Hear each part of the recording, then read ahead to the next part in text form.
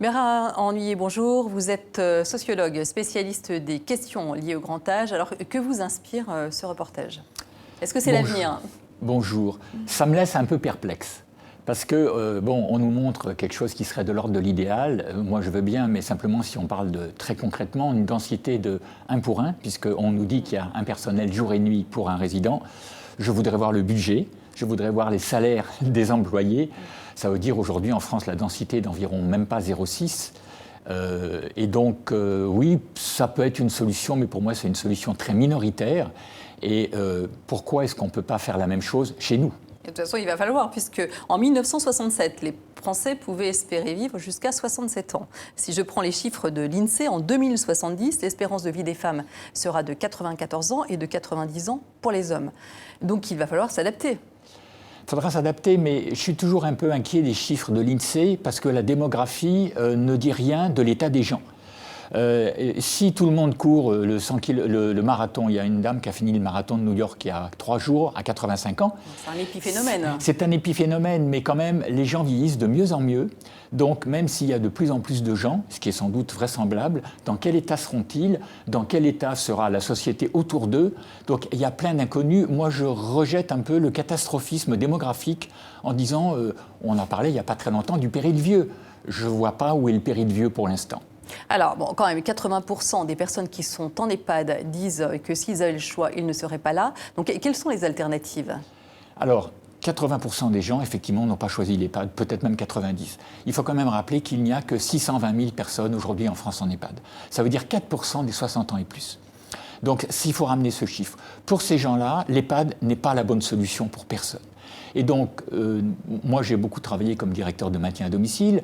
Les gens, a priori, ils souhaitent rester chez eux. La plupart y arrivent relativement bien, avec, on le verra, un très gros effort des familles, et notamment des femmes, ce qui, à mon avis, est problématique, à cause de l'insuffisance des politiques publiques. Si on veut éviter, notamment aux gens détériorés psychiquement, l'EHPAD, il faut inventer des solutions qui existent déjà, qui sont des formes d'habitat alternatifs. Alors, c'est ce qu'ont fait par exemple les Scandinaves, puisque depuis 20 ans, ils ne construisent plus d'EHPAD. Alors, que font-ils? Quels sont leurs modèles? Les Scandinaves, ils ont fait ce que j'avais appelé avec d'autres il y a 40 ans des domiciles collectifs, que font aussi les Allemands. J'aime beaucoup le terme allemand, qui est Wohngemeinschaft, communauté d'habitat, que la France fait aussi.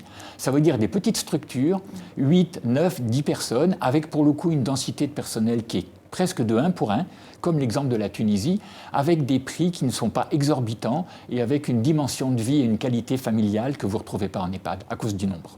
Alors c'est ce que proposent par exemple les petits frères des pauvres. On sait déjà, il y a déjà ces modèles-là en France. Est-ce que ça peut être démultiplié? C'est déjà en train d'être démultiplié. Les petits frères des pauvres ont une structure qui s'appelle le TIL à Beauvais. Quand nous avons été en Allemagne au mois d'avril pour le compte de la Caisse nationale de solidarité pour l'autonomie, il y avait quelqu'un des petits frères de Lyon qui nous a dit que ça fonctionnait très bien en France. Ça veut dire nous n'avons pas à rougir en Europe du manque d'inventivité et c'est en train de se multiplier et nous voudrions que ça se multiplie davantage. Bon, ça fonctionne comment? Ça veut dire qu'il y a des aides, il y a des soignants qui passent, mais il y a également la famille qui est là et des bénévoles. C'est ça, ça repose sur ce modèle-là. Ça repose sur ce modèle-là, mais ce qu'on a vu en Allemagne, ça repose essentiellement d'abord sur un modèle de professionnel. La structure qu'on a vue à Hambourg, un habitat normal, un grand appartement, 8 personnes, une densité de personnel de 1 pour 1, ce sont les familles qui gèrent avec l'argent public, ce sont les familles qui gèrent, ce sont les familles qui cooptent les gens qui vont rentrer ou pas pour savoir s'ils vont s'entendre, ce sont les familles qui gouvernent un peu les professionnels et bien sûr les familles ajoutent du bénévolat. Mais j'insiste parce qu'on a parlé de 2 600 €. En Allemagne, prix de revient 4 500 € par mois. 2 000 € sont pris par l'assurance allemande, l'assurance soins de longue durée. 1 000 € sont pris par la ville d'Hambourg. Et le coût résiduel pour les gens est 1 500 €. Ça veut dire que c'est tout à fait compétitif et jouable. Oui, parce que vous parlez de l'argent public. Donc là, on en est quand même assez loin en France. On peut souhaiter, le président Macron nous a promis éventuellement de créer ce qu'on appelle un nouveau risque de sécurité sociale. On pourrait souhaiter qu'en matière de politique publique, la France rejoigne les pays d'Europe du Nord.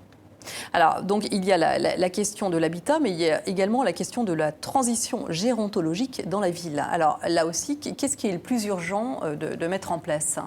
Qu'est-ce qui fait le plus défaut pour les personnes âgées dans la ville? Ce qui fait le plus défaut pour les gens qui ne vont pas bien, et pas seulement les personnes âgées, je rappelle que 90% des personnes âgées vont bien.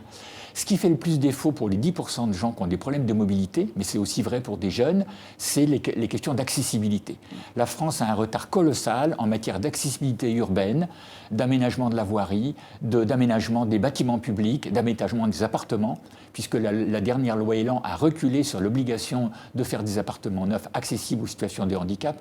On n'est pas tant sur la question d'âge que sur la question des handicaps, dont certains sont liés à l'âge, mais pas tous. Oui, donc effectivement, là également, il y a une adaptation qui est absolument nécessaire de ce point de vue-là. Parce que certaines personnes ne veulent même pas sortir de chez elles parce qu'il n'y a plus de bancs. Alors la question des bancs, oui, pourquoi pas, mais Mon Seul Notre Temps a fait l'an dernier une enquête sur le face. Alors d'abord, contrairement à une idée reçue, les seniors, les plus de 50 ans, marchent beaucoup plus que les moins de 20 ans.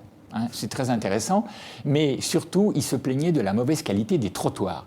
Et je peux vous dire que moi, ayant été toute ma vie coureur à pied, je marche plutôt sur la route que sur les trottoirs, car les trottoirs, même pour quelqu'un comme moi, sont impraticables. Donc les bancs, oui, mais est-ce qu'on pourrait aménager essentiellement les trottoirs et éviter qu'ils soient envahis par les trottinettes électriques, par les gyropodes, par les motos et par les vélos? Alors, on va aborder une question plus philosophique maintenant, puisque l'un des membres du Comité consultatif national d'éthique disait récemment « Dans une société qui survalorise l'action et la jeunesse, où l'on existe exclusivement parce que l'on fait et non parce que l'on est, le vieillissement est le tabou ultime ». Est-ce que vous êtes d'accord avec ça ? Qu'est-ce qu'on pourrait proposer aux personnes âgées pour utiliser leurs ressources, puisqu'ils ont de l'expérience, compte tenu de leur âge, ils ont souvent une certaine sagesse, et tout ça, c'est pas mis à profit, ou assez peu. Alors, Régis Aubry, que je connais bien, qui est personne de vous citer, a beaucoup ciblé la concentration en EHPAD. Il a parlé d'agisme. Ce qui est intéressant, c'est de savoir que la France a une vision extrêmement négative de la vieillesse, mais elle n'a pas forcément une vision négative des personnes âgées. C'est un petit peu différent. On a travaillé avec 2 polytechniciens il y a 2 ans sur la question de l'apport des retraités à la société. Et ces 2 jeunes polytechniciens, dont l'un était des majors de l'IX, a découvert tout le bénévolat fait par les retraités, toute l'action actuelle qui est méconnue. J'ai dit tout à l'heure, ce sont les femmes de 60-65 ans qui s'occupent beaucoup de leurs parents, de leurs beaux-parents, bénévolement. Qui sont souvent grand-mères et qui s'occupent aussi de leurs petits-enfants. Donc c'est ce qu'on appelle la génération pivot, la génération qu'on appelle dans notre jargon la génération sandwich, ce qui est très clair. Ça veut dire qu'elles sont prises entre 2 feux, leurs parents et leurs enfants. Je pense qu'aujourd'hui, si on regarde bien, même on parle du poids des retraites, les retraites, elles sont remises en circulation, elles vont alimenter l'investissement et l'épargne. Donc aujourd'hui, je refuse qu'on me dise que les retraités sont des poids, notamment ce n'est pas eux qui font augmenter les dépenses de santé, c'est la technologie qui fait galoper les dépenses de santé. Et si on regarde aujourd'hui, les retraités ont une place et il faut simplement qu'on le reconnaisse et que peut-être ils la revendiquent davantage. Merci beaucoup Bernard Hennuyer pour cet éclairage. Je rappelle que vous êtes sociologue, spécialiste des questions donc liées au grand âge et l'auteur de nombreux ouvrages sur cette question. Voici donc ceux qui ont été récemment publiés ou réédités. Repenser le maintien à domicile chez Duno, C'est quoi être vieux, édition de l'Aube, ou encore Le chez-soi à l'épreuve des pratiques professionnelles, acteurs de l'habitat et de l'aide à domicile. C'est une chronique sociale. Merci beaucoup. Merci beaucoup à vous.